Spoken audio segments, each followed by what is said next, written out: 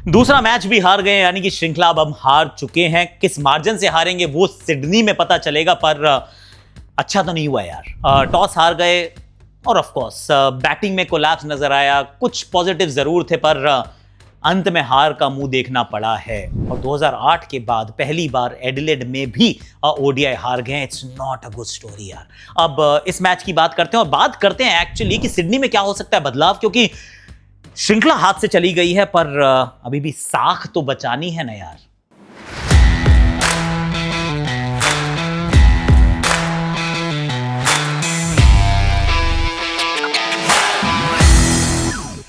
Hashtag Akashvani में आप सभी का हाथ जोड़ के स्वागत है। और पीकेएल देखना भूलिएगा मत, क्योंकि प्लेऑफ की रेस चालू है और ये मेरी टीम क्वालिफाई करे ना करे कोई बात नहीं, पर आप देखिए जरूर। कहां देखेंगे? जियो हॉटस्टार पे जाके देखेंगे, जिसका लिंक मैं डिस्क्रिप्शन में डाल रहा हूं। और आप स्टार स्पोर्ट्स पे भी पूरे पीकेएल को देख सकते हैं। तो प्रो कबड्डी लीग भारत का अपना खेल, please do watch is what I am going to say. और मेरी शार्प ओपिनियंस आप क्रैक्स पे भी ले सकते हैं, तो वो सब कुछ देखने को मिलेगा। पर कई तरीके से इस मुकाबले को देखना पड़ेगा कि कहां कहां गलती रही, क्या क्या हुआ। तो एक बार तो बैटिंग से शुरू करते हैं। और बैटिंग के लिए मैं एक दूसरे स्टूडियो में गया था, जहां पे थोड़ा सा बैटिंग को हमने कवर करने का प्रयास किया कि कौन कैसे आउट हुआ है, किसने क्या बदलाव किया। क्योंकि श्रेयस की बैटिंग में बदलाव नजर आया है, रोहित शर्मा की बैटिंग में धैर्य नजर आया है, ईगो को साइड में करना नजर आया है, विराट कोहली की बैटिंग में थोड़ा सा प्लान नजर आया सामने वाली टीम ने कि किस तरीके से प्लान करके आउट किया। Shubman Gill, there is plenty to talk. पहले जरा उस वाले स्टूडियो में चलते हैं, उसके बाद फिर वापस यहां आके भारत की गेंदबाजी की भी करेंगे बात, और अगले मैच में क्या करना है उसकी भी सोच लेंगे यार। शुभमन गिल के डिसमिसल की कर लेते हैं बात, क्योंकि ना बहुत देर तक तो उनको एक्चुअली मौका ही नहीं मिला। वो स्ट्राइक ही नहीं बटोर पा रहे थे, हालांकि एक बार भी बीट नहीं हुए, बैटिंग अच्छी कर रहे थे। पर फिर जब कूदने का फैसला किया, और ये होता है, यू नो व्हाट, अगर आप फास्ट बॉलर को कूदना चाहते हैं, स्पिनर को अगर आप कूदना चाहते हैं, तो बॉल हाथ से छूटे उसके बाद आप स्टेप आउट करते हैं, तो फिर आप थोड़ा मैनेज कर पाते हैं।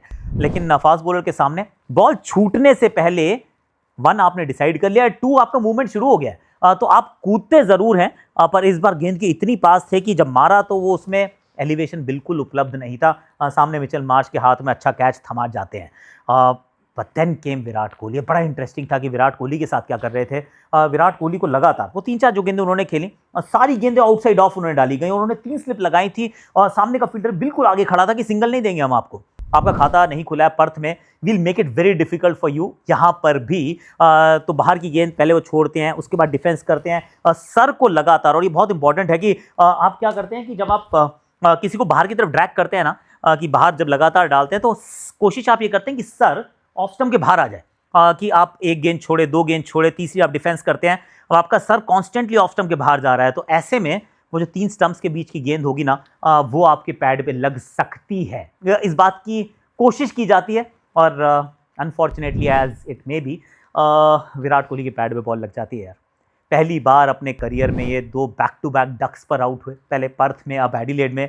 और वो बता दिया कि वो जाते जाते एक जेस्चर भी था, पूरे क्राउड ने खड़े होकर उनका अभिवादन किया था कि I mean they all must have said well done sir, well played, पर नॉट फॉर दिस इनिंग्स, क्योंकि इस इनिंग में तो खाता ही नहीं खुला है। पर ये वो मैदान है जिस मैदान को इन्होंने कॉन्कर किया था, ये उसके राजा हुआ करते थे। बहुत सारे रन इन्होंने बनाए, पर एंड में वो शायद गुड बाय कह के गए। And there is no good in goodbyes, I must tell you. वो जब कहानी समाप्त होती है तो उसमें खुशियाँ बहुत कम होती हैं कई बार।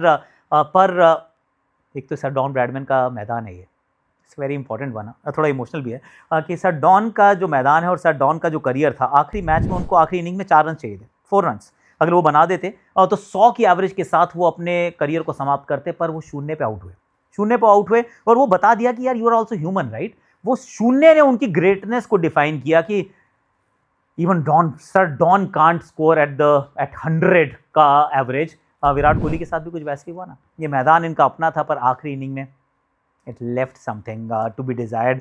और हम सब ना, और ये किसी बड़े महान आदमी ने कहा था कि we are all remembered for how we lived and not for how we died. यानी कि जो आखिरी मैच में हुआ, जैसे आप गए, दैट्स नॉट इम्पॉर्टेंट। वो इंपॉर्टेंट बात क्या है, आप किस बात के लिए याद करे जाते हैं, जो आपने उससे पहले अपने जीवन में जो काम किया। और इस मैदान पे let's be honest, and every Indian, every Australian will actually vouch for it, कि विराट कोहली ने इस मैदान पे राज किया है across 3 formats. Not to be this time, पर दैट्स द स्टोरी। तो ये तो विराट कोहली थे, पर रोहित शर्मा यार, तो रोहित शर्मा ने क्या मजेदार चीज़ हमें सिखाई कि देखिए खूबसूरत तो है ना वो पेंटिंग होती है, बैटिंग खूबसूरत नहीं, बैटिंग इफेक्टिव होनी चाहिए। और बैटिंग कई बार बहुत मुश्किल होती है, बैटिंग के अंदर आप बहुत बार परेशान भी होते हैं, बहुत देर तक आपको तपना भी पड़ता है, और वो सोने को कुंदन अगर बनना है ना तो आग में अपना वो तपना पड़ेगा। वो उस प्रकार की पारी थी, अगली पारी थी शुरुआत में। And there are ugly runs that you need to score, कि आप खड़े रहो, आप बीट तोड़ जा रहे हो, शरीर पे बॉलें लगी जा रही, पर आप छोड़ नहीं रहे, आप कह रहे मैं नहीं जा रहा कहीं पे, I am not going to surrender, I am not going to walk away from this battle. ये हमने रोहित शर्मा की इस पारी में देखा।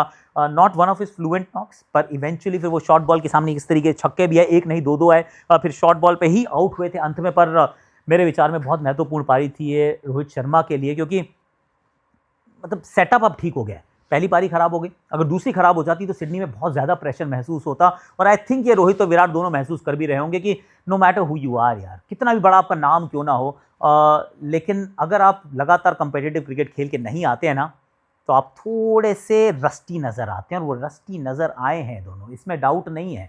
ऑफकोर्स रोहित ने रन्स बनाए, विराट अभी भी रन्स नहीं बना पाए हैं।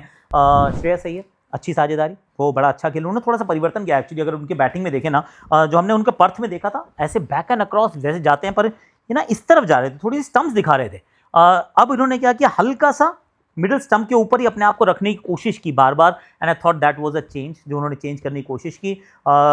फास्ट बॉलिंग पे भी अच्छा खेले, क्योंकि 17 पे 2 था भारत, पर उसके बाद स्पिन तो खेलते ही बहुत अच्छा है। He played well, Axar played beautifully towards the end, Harshit Rana, Arshdeep ने बहुत बढ़िया काम किया, और कुल मिला के टीम को एक ऐसे टोटल तक पहुंचाया जहां से लड़ाई हो सकती थी। Very strong word of appreciation for Mitchell Marsh की कप्तानी। हेजलवुड को किस तरीके से गेंदबाजी कराई यार, फट कराते के 7 ओवर का स्पेल 10 ओवर तो उनके 35 ओवर में समाप्त कर दिए थे। Every time every move that he made, वो ढूंढ रहे थे विकेट्स, और विकेट्स उन्होंने चटकाई, चाहे फिर एडम ज़ैम्पा हो, जेवियर बार्टलेट हो, मिचेल स्टार्क हो, he was looking for wickets, और कप्तानी टॉप नॉच नजर आई यार। ओके जी, वापस आ गए। अब गेंदबाजी की बात कर लेते हैं कि ऐसा लगा मुझे ट्रेविस हेड के सामने प्लान था, 3 स्टंप्स के बीच में गेंद डालने का प्रयास किया गया, जिसके चलते विकेट भी मिली। मिचेल मार्श के सामने भी अच्छी गेंद स्विंग हो रही थी, तो उनको भी आउट किया। अर्शदीप सिंह ने शुरू में कर दिया था, which was a good thing, पर उसके बाद छोटी छोटी साझेदारियां थी, जिसके अंदर मैथ्यू शॉट का खेलना, उनको जीवन दान मिलना, that was a bit of a problem. Washington सुंदर विकेट लेते हैं, अक्षर भी विकेट लेते हैं, आप उनको थोड़ा सा रोक पाते हैं, पर कुलदीप यादव की कमी जरूर खली है। पर बिफोर यू से कि उनको खिलाना चाहिए, मैं आपसे एक सवाल पूछने वाला हूँ, किसकी जगह खिलाते यार? आपकी बैटिंग अच्छी नहीं हो रही, आप 8 विकेट तो 45 ओवर के मार्क पे गवा जाते हैं, तो कैसे आप कहेंगे कि नहीं, हमें तो ना एक और बॉलर खिला के एक बैटर हम ड्रॉप कर सकते हैं, क्योंकि बैटिंग में कॉन्फिडेंस नहीं था यार। अर्शदीप का मुझे लगा कि शायद थोड़ा बेहतर इस्तेमाल हो सकता था, अंत तक उनको रोकना may not be the right thing to do, पर अंत में आके कूपर कॉनली, मैथ्यू शॉट और Cooper Connolly and Mitchell Owen, actually Cooper Connolly जिस तरीके से खेले, player of the match performance, जिस तरीके से, जिस मैच्योरिटी के साथ उन्होंने बैटिंग की है, भाई ताली बजानी पड़ेगी, क्योंकि ट्रांजिशन से गुजर रहा है ऑस्ट्रेलिया भी, और ये आसान नहीं है, ये पेनफुल होने वाला है। बड़े खिलाड़ी अब आपको मिसिंग कहीं पे नजर आने वाले हैं, पर कूपर कॉनली ने जिस तरीके से वो रन चेज को वो कायम किया, it was actually worth admiring. बड़े अच्छे हैंड्स हैं उनके, स्पिन को अच्छे से खेलना, और अंत तक वो कहते हैं ना कि मैच्योरिटी चाहिए होती है, मैच्योरिटी बिलाइज हिज एज, 22 साल का ही तो है यार, और हर फॉर्मेट में इनको फास्ट ट्रैक करके टीम का हिस्सा बना दिया गया कि भैया तुम रहो, तो वो कोशिश पूरी की है, and he has delivered. Mitchell oven एक नए रोल में है, वैसे तो वो T20 में ओपन करते हैं, बहुत रन्स भी बनाते हैं, पर यहाँ पे जिस तरीके से खेले, कैमियो था पर क्विक फायर था और बहुत इंपॉर्टेंट था। इन दी एंड थोड़ी सी कैचिंग बेटर हो सकती थी, थोड़ी सी गेंदबाजी और बेहतर हो सकती थी, जीत सकते थे, पर किसको ज्यादा आप ब्लेम करेंगे? That is a big question. I will say batting यार, अब सी बॉलिंग में आप कमियां निकाल सकते हैं कि अरे देखो बॉलिंग में ये किया, पर बैटिंग में आप 45 ओवर में 8 तो नहीं आउट हो सकते ना। आप 17 पे 2 हो गए थे एक समय पर, और उसके बाद आपकी वो 8 खिलाड़ी जो 45 पर आउट हो गए, 45 ओवर में आउट हो गए, तो फिर you are searching for answers जो शायद आपके पास उपलब्ध नहीं थे। तो मेरे विचार में तो बैटिंग इज द इशू, क्योंकि अगर आप बैटिंग अच्छी नहीं करते ना, तो फिर आपका कंपोजिशन और कॉम्बिनेशन भी बदल जाता है, फिर आपको नहीं उतना कॉन्फिडेंस आता कि नंबर 8 पे हम एक बैटर को छोड़कर एक बॉलर को खिला सकते हैं, क्योंकि कुलदीप का शोर बहुत है ना। आई डू अग्री, ज़ैम्पा जहां 4 लेते हैं वहां कुलदीप भी 3 ले सकते थे, मिडिल ओवर्स में एक्चुअली कंट्रोल दे सकते थे, नियंत्रण प्रदान करके विकेट चटका सकते थे, पर वो सब कुछ होने के लिए भी तो बैटिंग में तो कॉन्फिडेंस होना चाहिए। बैटिंग में कॉन्फिडेंस नहीं है यार, और ये एक शायद सबके लिए सबक है, सीख है कि you can't walk into a series really cold. तो वो एज अ टीम भी आपको सोचना पड़ेगा, जब आप ये छोटे छोटे टूर्स आप ऑर्गेनाइज करते हैं और उसके पहले कोई भी आपके पास प्रिपरेशन का समय नहीं होता। हम तो सिर्फ 2 लोगों की बात कर रहे थे, रोहित कोहली, पर बाकियों का भी सोचना चाहिए कि श्रेयस अय्यर भी अभी आ रहे हैं, these are not the conditions जहां पे आप प्रैक्टिस करते आते हैं, तो ये काम थोड़ा मुश्किल होता है। Eventually we fell short. अब सिडनी की तरफ अगर मैं देखता हूँ, मैं इसलिए बात कर रहा हूँ सिडनी की कि कल सुबह नहीं आएगा भैया वीडियो, कल सुबह आकाशवाणी नहीं आने वाली, यही वीडियो आप सुबह भी देखना आराम से और दोस्तों के साथ शेयर करना कि क्या बदलाव होगा सिडनी में। श्रृंखला आप हार चुके हैं, तो सब साख के लिए खेल रहे हैं, आई मीन बाकी तो निकल गई, अब श्रृंखला तो आप हार ही चुके हैं। I feel Kuldeep Yadav is playing. Kuldeep Yadav एक तो सिडनी है, सिडनी के मैदान पे वैसे भी खेलना बनता है। मुझे लगता है हर्षित राणा को शायद आप बाहर बैठते हुए देखेंगे, या फिर अर्शदीप सिराज हर्षित में से एक बंदा बाहर बैठेगा, क्योंकि नई गेंद से अर्शदीप और सिराज करते हैं। आई थिंक हर्षित राणा को हो सकता है वो कैजुअलिटी होंगे, हालांकि उन्होंने रन्स बनाए बहुत इंपॉर्टेंट, उन्होंने 2 विकेट भी चटकाए, लेकिन अभी मुझे लगता है कि शायद हर्षित बाहर जाएंगे, क्योंकि नंबर 8 पे अभी भी भारत को बैटर चाहिए होगा, क्योंकि बैटिंग अच्छी नहीं हुई है यार। तो कुलदीप को मैं खेलते हुए देख रहा हूं, बाकी मुझे कोई बदलाव नहीं दिख रहा। एक बदलाव जो मैं पर्सनली चाहता हूं कि नीतीश कुमार रेड्डी को अगर आप खिला रहे हैं, क्योंकि इट्स अ बिग क्वेश्चन कि डू वी एक्चुअली नो कि हम उनसे चाह क्या रहे हैं। Nitish Kumar Reddy is your future, वो कहते हैं ना फ्यूचर रेडी, फ्यूचर प्रूफ आप अपने आप को करना चाहते हैं। फिलॉसफी बहुत अच्छी है कि हार्दिक नहीं होंगे तो क्या होगा, क्या आप साउथ अफ्रीका में 2 पेस बॉलिंग ऑलराउंडर चाहिए होंगे, आई अंडरस्टैंड, पर बैटिंग नंबर 8 पे करते हैं यार, इज ये बॉलिंग ऑलराउंडर नहीं है ना, वो बैटिंग ऑलराउंडर है, तो नंबर 8 पे तो नहीं, नंबर 7 पे तो मिनिमम बैटिंग उनको कराइए ना। तो एक तो उनको ऊपर बैटिंग कराएं, और इस मैच में जरूर ने सिर्फ 3 ही ओवर डाले, पर 3 से ज्यादा ओवर उनको कहीं दिखते नहीं है ना। वो अहमदाबाद के टेस्ट में डाल रहे थे ना, दिल्ली के टेस्ट में 1 भी डाला है, और यहां पर भी सिर्फ 3 ही थे यार। See these are bilateral series जहां पे आप थोड़ा सा और शायद चांस ले सकते हैं, थोड़ा सा और अपने खिलाड़ियों को टेस्ट कर सकते हैं। आई थिंक नीतीश कुमार रेड्डी का रोल जो है मुझे अभी तक समझ में नहीं आ रहा है कि उसकी क्लैरिटी क्यों नहीं है। That is one thing that is still missing, is what I feel. बाकी तो अब उम्मीद यही है कि Virat Kohli as he goes, मतलब कहते हैं ना कि जब वो ऑस्ट्रेलिया के शोर्स को छोड़ते हैं, I really hope that he leave something for people to remember. वो रन्स बना के जाएं, क्योंकि 2 पारियां 2-0 ऐसा तो नहीं है यार। ये वो देश है, वो कॉन्टिनेंट है जिसपे इनका मतलब जलवा रहा है, एकदम दबदबा रहा है, वर्चस्व रहा है, और जाते जाते एक तो अच्छी नॉक, एक मेमोरी, एक कहते हैं ना मेमोरेबल, एक कोई आप मोमेंटो छोड़ के जाना चाहते हैं। That's what I am thinking कि जाते जाते उनके रन्स बन जाएं। शुभमन गिल रन्स बनाए यार, क्योंकि 2 पारियां लो स्कोर्स हो चुके हैं, वो अनदर मेरी विश लिस्ट का हिस्सा है।